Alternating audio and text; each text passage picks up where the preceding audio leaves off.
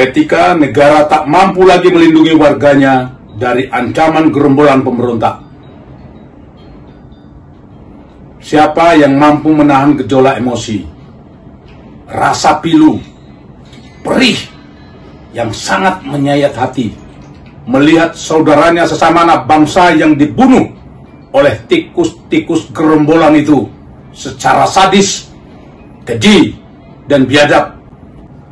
Saudaraku sesama anak bangsa, hampir setiap saat dalam kurun waktu yang sangat singkat, kita selalu dihebohkan dengan pemberitaan media sosial tentang pembunuhan secara keji, sadis, dan biadab oleh para tikus-tikus gerombolan OPM. Mereka melakukannya secara sengaja dan terang-terangan untuk kemudian dipublikasikan kepada masyarakat Indonesia dan dunia internasional. Bahkan para tikus gerombolan bengis itu mengultimatum warga pendatang untuk segera angkat kaki dari bumi Papua. Jika tidak, maka mereka akan menjadi target pembantaian selanjutnya. Mereka menyatakan dirinya sebagai TPNPB OPM yang telah mendeklarasikan dan mendirikan negara dalam negara dengan mengibarkan bendera bintang kejoranya. Sementara pemerintah kita masih menyebut mereka dengan sebutan kelompok kriminal bersenjata atau KKB, yang jelas-jelas urusan kriminal menjadi tanggung jawab kepolisian. Sampai kapan negara membiarkan aksi pembantaian aparat TNI Polri dan masyarakat secara terus-menerus dengan sangat bengis, keji, sadis, dan biadab oleh tikus-tikus gerombolan ini? Masih adakah TNI di Republik ini yang salah satu tugas pokoknya menjaga kedaulatan negara? Masih adakah Polri di Republik ini yang salah satu tugas pokoknya menjaga Kamtibmas demi menjamin rasa aman kepada masyarakat? Ataukah Papua sengaja dibiarkan untuk dijadikan ladang pembantaian oleh tikus-tikus gerombolan itu terhadap aparat TNI Polri dan masyarakat pendatang demi kepentingan tertentu?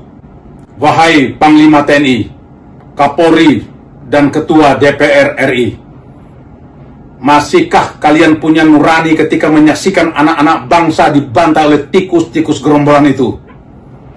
Ataukah kalian gentar dengan ancaman dan gertakan mereka? Sungguh ironis, di daerah aman, pengamanan pesta pernikahan putra mahkota begitu super ketat dan wah dengan melibatkan 11.800-an personil yang dilengkapi perlengkapan tempur. Sementara saudara kita di Papua sana dalam melaksanakan aktivitas hariannya hanya ada dua pilihan, antara hidup dan mati.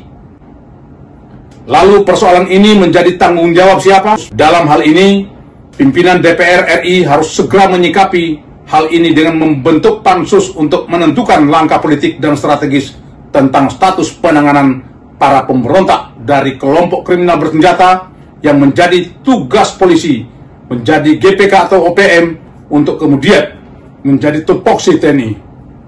Jika DPR RI, Panglima TNI, Kapolri tidak menyikapi persoalan ini, tentu akan menjadi sebuah presiden buruk terhadap sistem pertahanan keamanan Republik ini. Dan tentu akan muncul keraguan publik bahwa TNI Polri antara ada dan tiada. Kepada Panglima TNI, jangan biarkan korban terus berjatuhan dengan hanya mengucapkan turut berbelasungkawa dan menaikkan pangkat setingkat lebih tinggi bagi prajurit TNI yang menjadi korban. Rakyat Indonesia butuh kenyamanan dan keamanan di negeri tercinta ini. Harga diri dan martabat bangsa ada pada institusi TNI yang dibanggakan oleh rakyat. Jangan mau dilecehkan oleh tikus-tikus gerombolan pemberontak itu seolah TNI kecil dan tak punya keberanian dalam bersikap.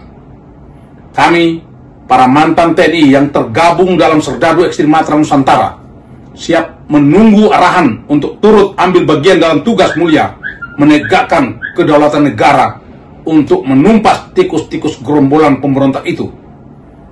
Bekali kami dengan perlengkapan tempur seperti yang pernah kami gunakan saat berdinas dulu. Kami hanya tidak ingin melihat harga diri bangsa dan negara dilecehkan oleh para pengkhianat bangsa itu. Kami hanya tidak ingin melihat dan mendengar lagi anak-anak bangsa, baik TNI Polri ataupun masyarakat, menjadi korban sia-sia dari para tikus-tikus gerombolan itu. sebagai wujud kecintaan dan kepedulian kami terhadap bangsa ini. Salam nasionalis sejati. Dengan saya, Ruslan Buton, Panglima Serdadu Ekstrim Matra Nusantara.